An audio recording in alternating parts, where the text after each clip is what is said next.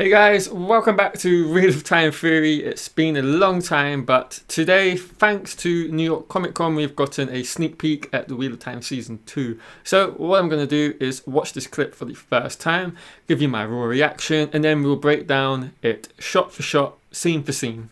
So without further ado, let's give this a watch. We didn't defeat the Dark Oh, One. hello. We set his strongest lieutenant free. He may be waking the Forsaken. You have no conception of the power they wield. The only way to stop all this suffering is to stop the wheel itself. At the end, was that I'm sure that was the White Cloaks right at the end. The Children of the Light. Yeah, it was. Okay.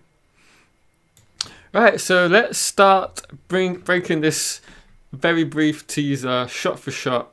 Again, I'm not going to focus on every single shot we've got because some are very vague and there's not a lot to go off of. Particularly this first shot of, riders on horseback. We have no idea who is there, what they're doing, anything. So we're going to cut right away from that and we will start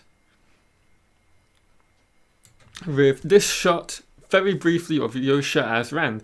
Now, what's interesting for me is, of course, at the end of season 1, we see him go his separate ways from Moraine and, of course, the whole group. Now, this is quite interesting because obviously this is quite a change from the way the Eye of the World book ends. And now, obviously, this is a continuation of that. And he seems to be almost lurking in the shadows, keeping an eye out for himself, keeping a close watch on what's out there, who's trying to come and get him. Obviously, this shot is very much being set in the night time, so it's most likely he's either at an inn or perhaps he's still kind of doing that thing where he works and stays in the stables like we see in the first season. I think that's what's going on here. As to who or what he's looking out for, could be Padan Thane, could be the Trollocs, could be Fades, could be the Forsaken. Really interesting. There's not a lot going on in the shot when you see it and watch it, but what you actually can take away from it when you give it a bit of time to sink in and you think about it is actually quite intriguing. And then, of course, we get a look at said Forsaken. Now, of course, at the end of the season, we think, or at least the characters think they've defeated the Dark One. Now, of course, little do they know, at that point in time, this is in fact one of the Forsaken, and it seems we get a glimpse of this later in this sneak preview that Moraine finally understands that they've let one of his most strongest lieutenants free of the boar, which I think is quite interesting. So, yeah, again, not a lot to go off of in terms of the shot itself, but what I find interesting is how it's a shot of Ishmael, and then right away after that we get a shot of Rand waking up, and I think this has been done intentionally to showcase something may be at play here, and they're wanting to direct our attention towards that, not only for us as viewers but also for Rand himself. So he's obviously dreaming and he's in the perhaps Talamaram Riot. That might have been butchered. I think I did a good try of that, especially after not having said that out loud in many a year. So I think maybe he gets a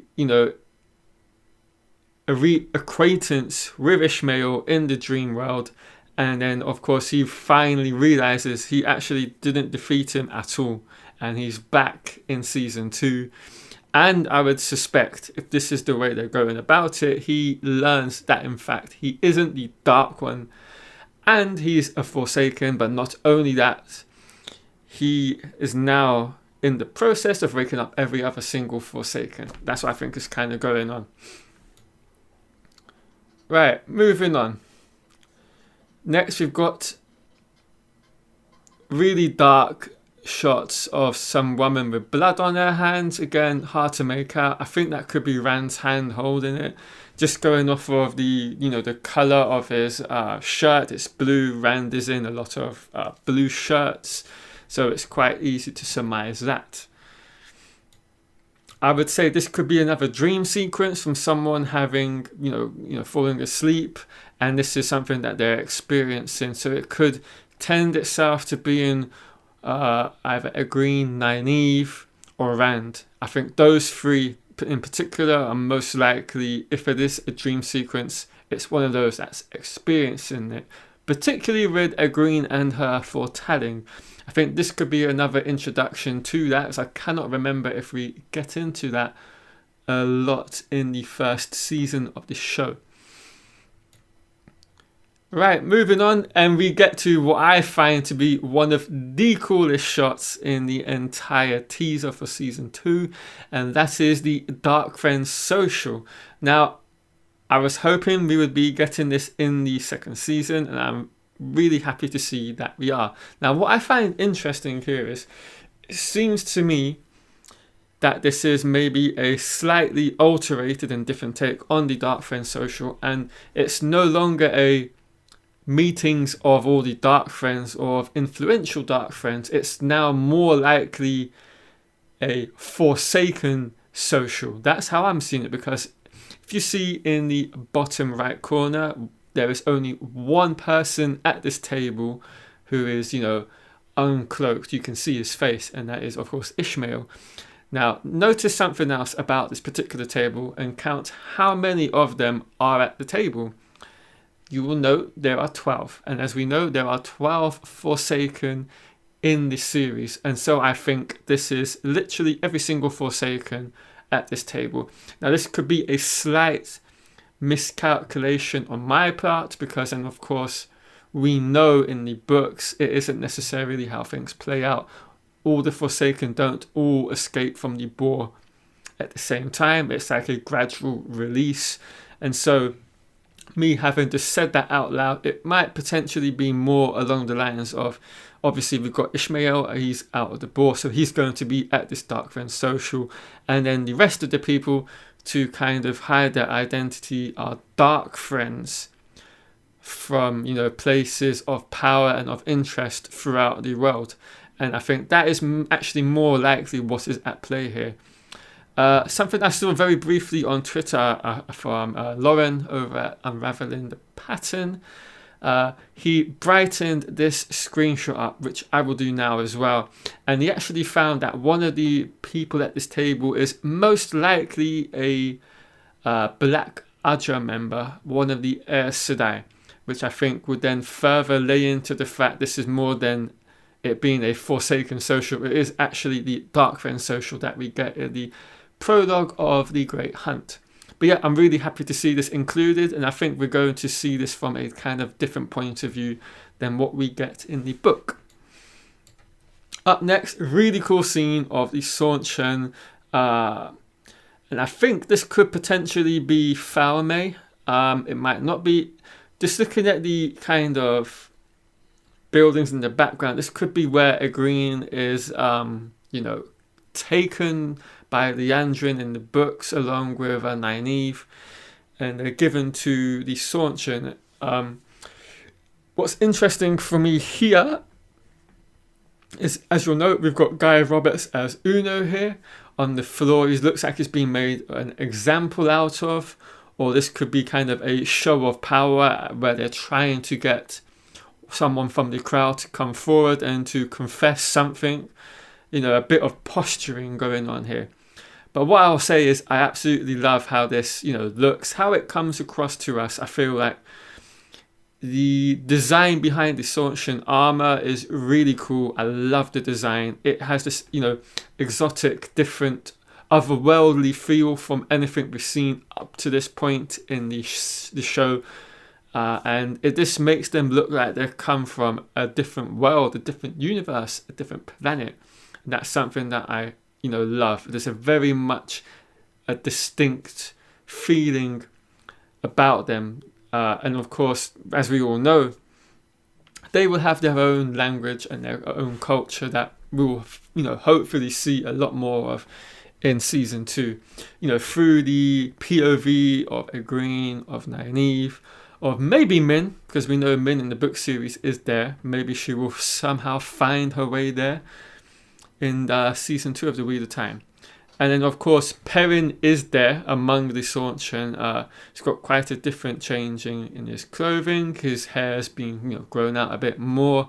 And as was mentioned by Marcus in the live stream earlier today, this is a journey of discovery, exploration, where Perrin is constantly finding himself always at the heart of battle, always having to defend himself or defend those that he loves and cares about.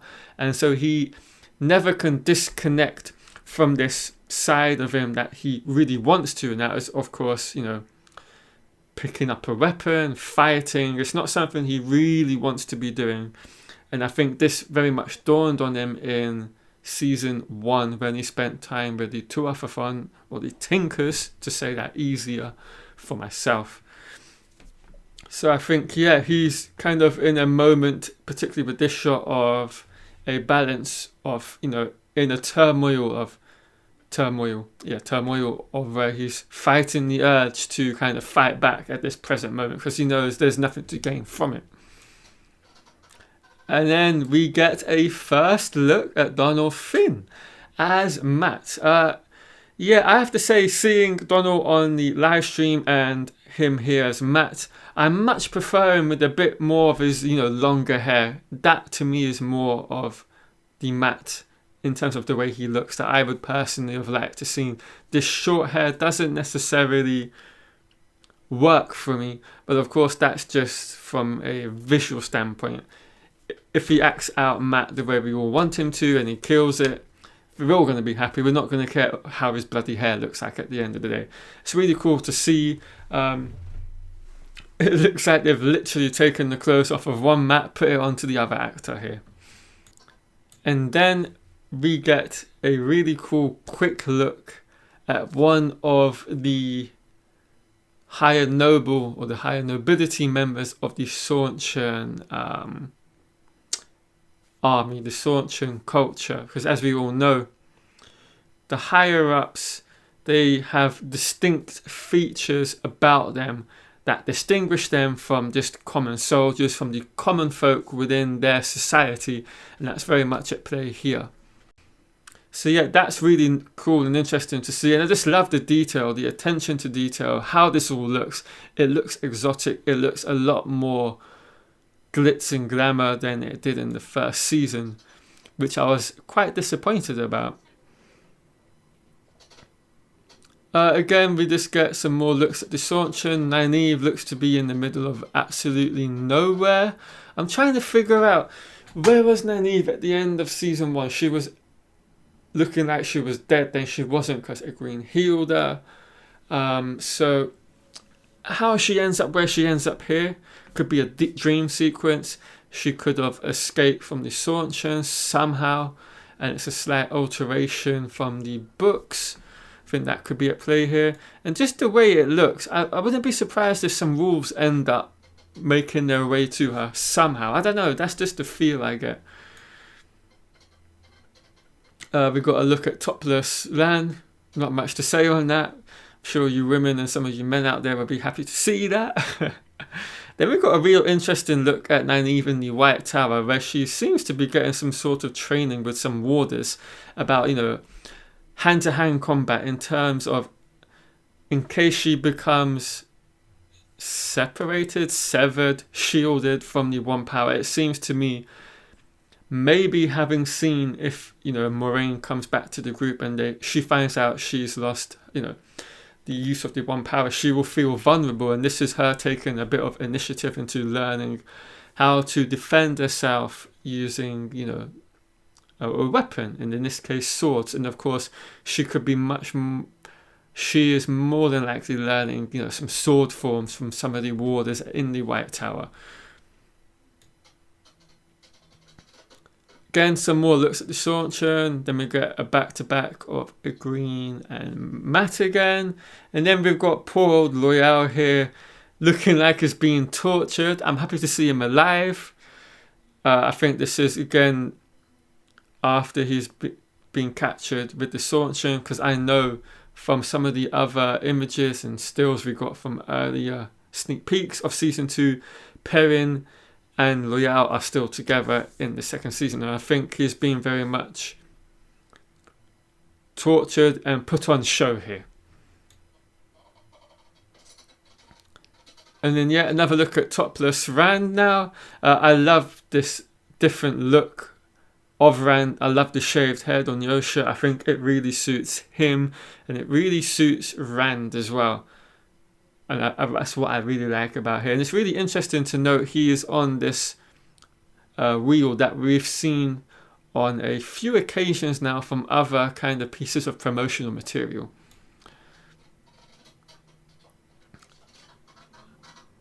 And a few other scenes. We've got the White Cloaks, the Children of the Light, making their way into battle. I think they could be going towards Faldara at this point.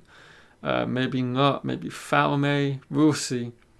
And then we end with a look at a burning man. Yeah, really interesting sneak peek at the Wheel of Time. I'm really intrigued to see what they do in the second season. Just looking at it from this mini clip, it looks to be a step up in production, a step up in quality, as you would expect as you go season upon season. And so I really cannot wait to see what they do. Anyway guys, thank you all for watching the video. I hope you've enjoyed it. It's been fun to make after such a long time. If you're new around here, please subscribe, and of course if you enjoyed the video, give it a thumbs up.